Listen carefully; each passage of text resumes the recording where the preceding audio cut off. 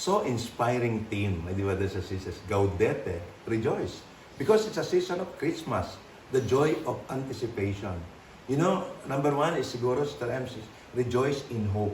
Yung may pag-asa ka. Kasi pagka ikaw ay nagagala, kailangan may pag-asa ka. Romans 12, verse 12, Sister Ems. In Romans 12 verse 12 says, be joyful in hope, patient in affliction, faithful in prayer. Yeah. Paano ba ang pag-asa? Pag-asa kasi yung para bang yung hinihiling mo, umaasa ka. No? Kasi bakit? Meron kang pananampalataya. Amen. Kaya nga, napakahalaga po ng faith, ng pananampalataya ng bawat sa atin upang magkaroon tayo ng pag-asa sa ating pong buhay. Amen. Tapos, sabi nga, faith in affliction. Di ba, pag may karamdaman, like for example po, siguro napansin niyo po, iba yung boses ni Brother Vic. Sabi namin sa Sister Emma, paano ito? Meron tayong be inspired. No? So, kailangan may patience. Siya ngayon may patience kasi kailangan mag-bat-in siya pagka gumagalagal na po yung boses ko. So, in affliction, we rejoice in Amen. patience. No? Amen. Ang pasensya po, maraming bagay po yun eh. Like for example, in the side of Sister Emma, sa gabi, pag inuubo ako, siya ang magpapasensyang gigising. That is patience in affliction. And the most important, Sister Ems, yung faithful in prayer. Sister Ems? Amen.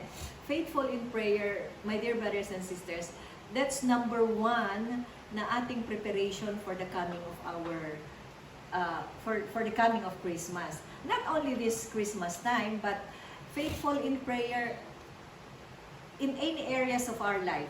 Kahit anong panahon, kay may bagyo, kay may lindol, kay may kasiyahan, may kasayahan, still, we should be faithful in prayer. Kailangan consistent tayo sa prayer po Yes, natin. yes. No? Yun yung ano eh, yung tayo po na-renewed na. No? Yun nga, marami ako narinig noon. Pagka po ang isang tao po ay nagkulang na sa panalangin, bumabagsak. Amen. Nanghihina. Amen. Na-experience naman natin yan, Brother Vic. Especially spiritually. Amen. No? Amen. Yan ang ano. And when we say prayers, ito po kasama po rito yung misa. Kasama po rito yung prayer meeting. Kasama po dito yung personal prayer po natin. Yung pagbisita po natin sa Blessed Sacrament. Yung ating personal prayer. And when we say personal prayer, hindi ito yung monologue. Amen. Hindi ito yung ikaw lang nagsasalita, kundi pakinggan natin ang ating Panginoon. Amen. Ako, madalas ko narinig yun eh. Pakinggan natin ang Panginoon. Paano ba narinig ang Diyos? In our heart, my dear brothers and sisters, Namumuso. ipakikita sa atin ang ating Panginoon sa mga pangyayari sa ating buhay. Kasi po, sabi ni Mother Teresa, when we work, we can pray. Amen. And when we pray, we can work. Amen. So, ibig sabihin, yung ginagawa natin araw-araw, pwede po ito maging panalangin. Kung ito po ay naaayon sa kalooban ng Diyos. Amen. Amen. It shows also on how we are to respond in various situations we face in life, like problems. Yes. And not only on problems, lalo nga sa kasayahan. Our hearts should be full of joy. Yun, ano? Kasi ang tahanan ng ating Panginoon, ng ating puso. Puso. Kasi alam natin na umaasa tayo sa Panginoon. And the joy of the Lord is our Strength. ang ating kalakasan. Amen. Sabi po ni Saint Paul, he encourages us to rejoice in hope. No? Ito yung sinasabing transformative power of looking forward. Looking forward with the joyous anticipation of Christmas. In times of difficulties. Kasi hindi naman po, kahit po Christmas, di ba may mga taong dumadami sa pagsubok. Oh, yes. Di ba? Kaya kung minsan, para bang may mga tao, ayaw nang dumating ang Pasko eh. Yun yung sinasabi nila, I have a blue Christmas. Ganun ba yun? Ganun ba yun? So, kailangan may white Christmas. Yes. Bloom Christmas. Nakuha. Another one is the joy of the Lord is our strength. Yung sinabi ko kanina. The joy of the Lord is our strength. So, ang kasayahan ng ating Panginoon, ng ating kalakasan, go and enjoy a choices of food, sweet drinks, and send some those who have nothing to prepare. Ito po yung naisip namin to ni Sister Emma. For so many years, ginawa namin ito, pero siguro babanggitin ko lang, pero never kami nag-pause since then. Paano yung mga pamilya na mga walang ihahanda? Alam naman po natin na ang Christmas po ay isa rin pong pamamaraan ng paghahanda. No? Yung sinasabi nating gift giving, bundles of joys. Pag Christmas po, marami pong umaasa. Yun nga po, di ba, the sisters, kami po ay nag-launch ni Sister Emma with our Be Inspired para po magbigay ng kabutihan sa ating pong the least, the lost, and the last. Amen. And kahit papano po, kahit maliit lang po, Yeah. Of course. kukunting bagay na na pinapabahagi namin, isinishare po namin sa, let's be specific, Brother Vic, yun pong mga nasa probinsya. Kasi, syempre sa probinsya, although ngayon modern na rin ang celebration ng Christmas sa mga provinces, pero iba pa rin yung nararamdaman nila na hindi naman sila nag-i-expect ng ganong kalaki. Pero yung kasiyahan nila na pag dumating ka doon, alam nila na meron silang matatanggap na kahit konti lang. Pero napakabuti at napakaganda, Sister Ems, for those who knows God. Amen. That Christmas is a preparation of heart. Of course, yung handa, of course, yung lechon, yung mga handa natin pagkain, it's one, but it's just only one. But the center of everything is our heart. Amen. Kasi yun yung paghahandaan natin eh. Amen. Kaya ngayon, the joy of the Lord is magiging strength po sa ating pong buhay. Sa mga inaharapan natin. Kasi everyday is Christmas. And we will never know, baka this will be our last Christmas. Amen. Ano pa ang hinahanap mo? Material pa rin ba? Di ba? Baka mamaya ito na yung huli nating Christmas. Amen. And anticipating the God's goodness and provision, it fills our hearts and the hearts of others with a joy that improves to face the challenges with unwavering solution. Amen.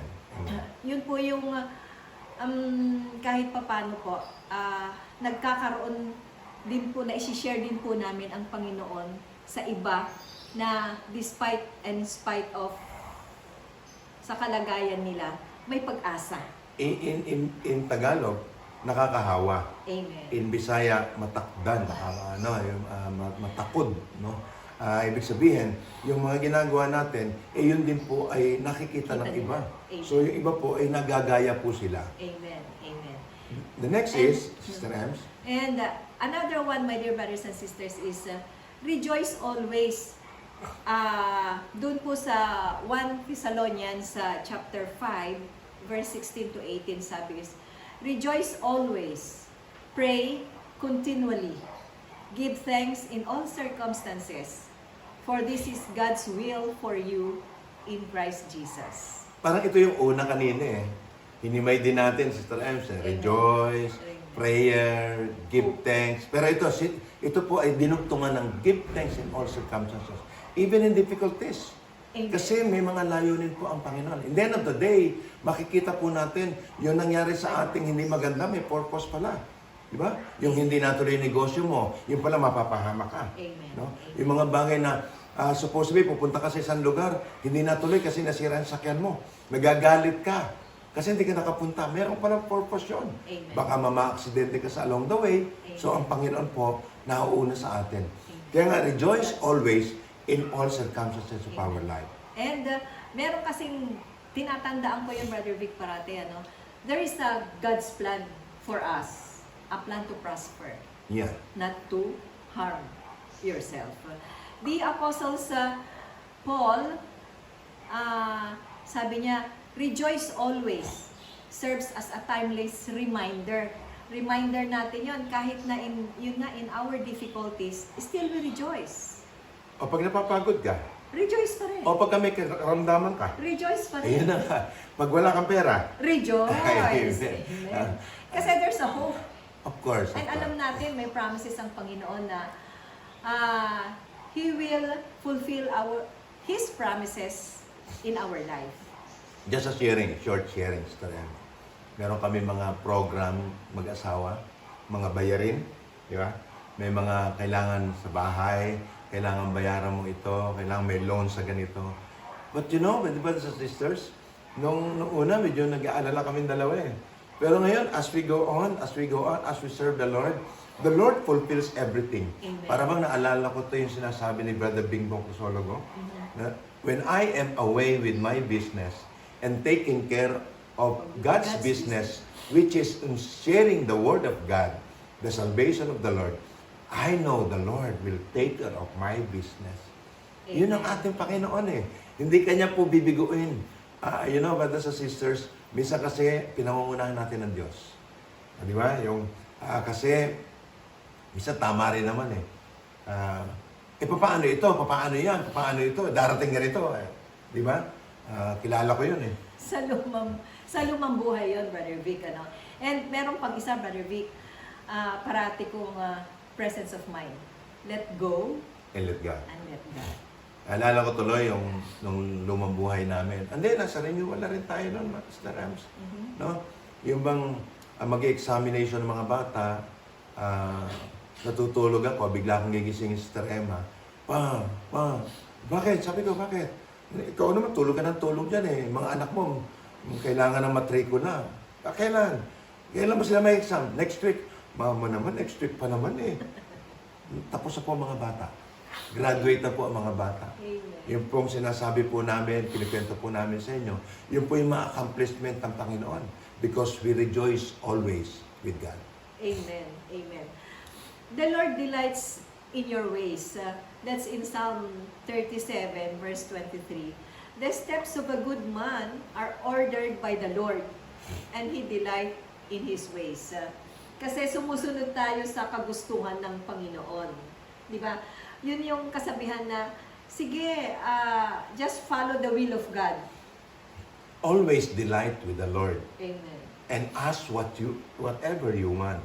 It will be granted unto you. Amen. Pero ang keyword doon is delight with the Lord. When we say delight in the Lord, follow the will of God. Follow the words of God. Live the word of God. Amen. The anticipation of walking in the alignment of God will bring us joy. No? That surpasses momentarily circumstances, yung mga circumstances natin, ng mga difficulties, isasarpas yun eh. Amen. Because God creating a foundation of enduring happiness. Yung meron ka ng kaligayahan, meron ka ng, paano mo explain yung strength? Yung kagalakan, enjoyfulness mo sa puso mo, na hindi kayang bayaran ng pera. Amen. Di ba, Sir Rams? Amen. And anticipating the crown of righteousness. In 2 Timothy chapter 4 verse 8 says, henceforth there is laid up for me a crown of righteousness, which the Lord, the righteous judge, shall give me at that day, and not to me only, but unto all of them also that love His appearing. Ang Panginoon kasi hindi sa nauuna, hindi sa nauhuli. On time lagi. Kaya nga may tinatawag tayong in God's perfect time. Pero, you know, pwede ba sa sisters, how to apply that God's perfect time? Minsan kasi, pag meron sa ating pinapagawa ang Panginoon, sinasabi natin, Sister Rams, Brother Vic, in God's perfect time.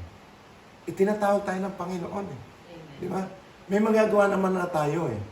So, yung God's perfect time, sinasabi po natin, ito yung mga bagay sa buhay po natin na ang Panginoon po ang gumagawa ng paraan. Amen. At yun nga, no, para bang pag iniisip mo yung God's will, parang magkukontradict sa human being. So, will mo. Sa will mo, sa ating kagustuhan.